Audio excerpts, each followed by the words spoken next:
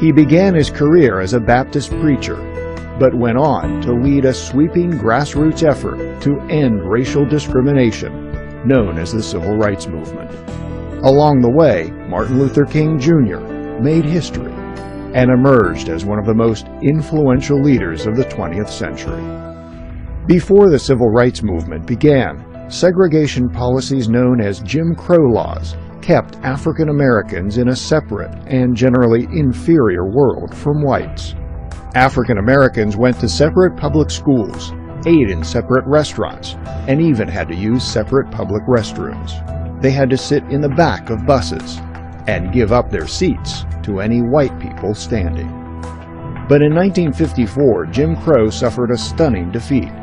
The Supreme Court declared that separate schools for blacks and whites were inherently unequal in a case called Brown v. Board of Education. The following year, in Montgomery, Alabama, a tailor's assistant named Rosa Parks refused to give up her bus seat for a white passenger. Parks was arrested, but Martin Luther King organized a full-fledged boycott of the Montgomery City bus system. 13 months later, the buses integrated.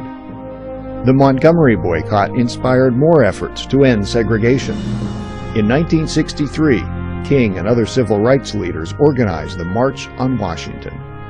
More than 200,000 people came to the nation's capital to demand equality for blacks and to urge Congress to pass pending civil rights laws.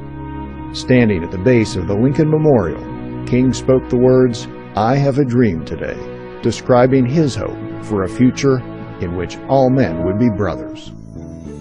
The civil rights movement was changing the nation. In 1964, Congress passed the Civil Rights Act, which made racial discrimination in public places illegal. The same year, King was awarded the Nobel Peace Prize. On April 4, 1968, Martin Luther King was assassinated in Memphis, Tennessee.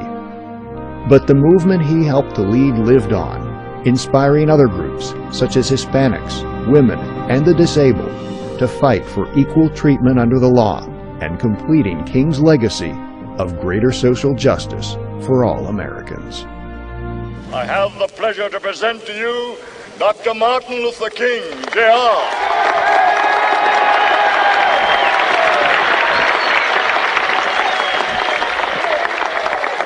I am happy to join with you today in what will go down in history as the greatest demonstration for freedom in the history of our nation.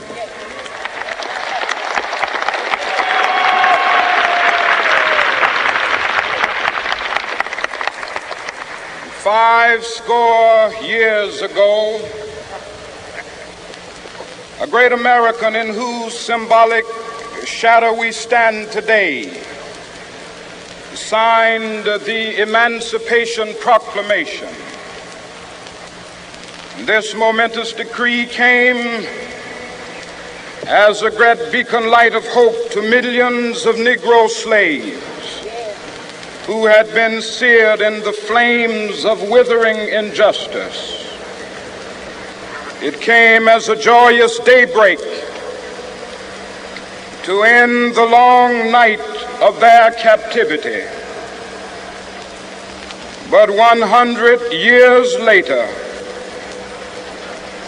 the Negro still is not free. 100 years later, the life of the Negro is still sadly crippled by the manacles of segregation and the chains of discrimination. 100 years later, the Negro lives on a lonely island of poverty. I have a dream that one day this nation will rise up and live out the true meaning of its creed. We hold these truths to be self-evident, that all men are created equal.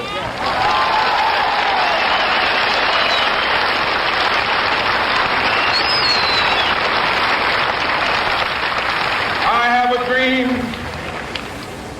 that one day on the red hills of Georgia. Sons of former slaves and the sons of former slave owners will they be able to sit down together at the table of brotherhood. I have a dream that one day, even the state of Mississippi, a state sweltering with the heat of injustice, sweltering with the heat of oppression, will be transformed into an oasis of freedom and justice. I have a dream. My poor little children will one day live in a nation where they will not be judged by the color of their skin, but by the content of their character. I have a dream today.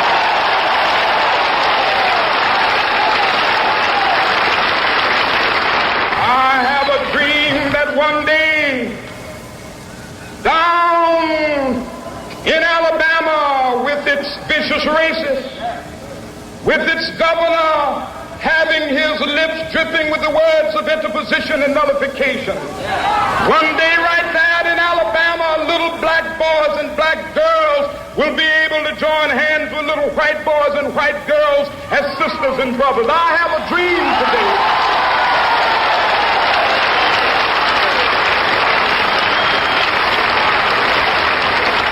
I have a dream that one day every valley shall be exalted.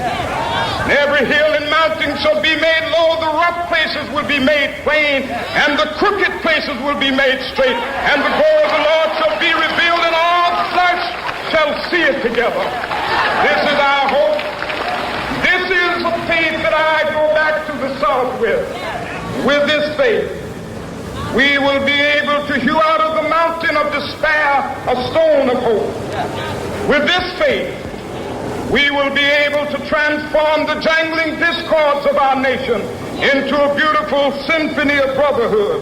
With this faith, we will be able to work together, to pray together, to struggle together, to go to jail together, to stand up for freedom together, knowing that we will be free one day.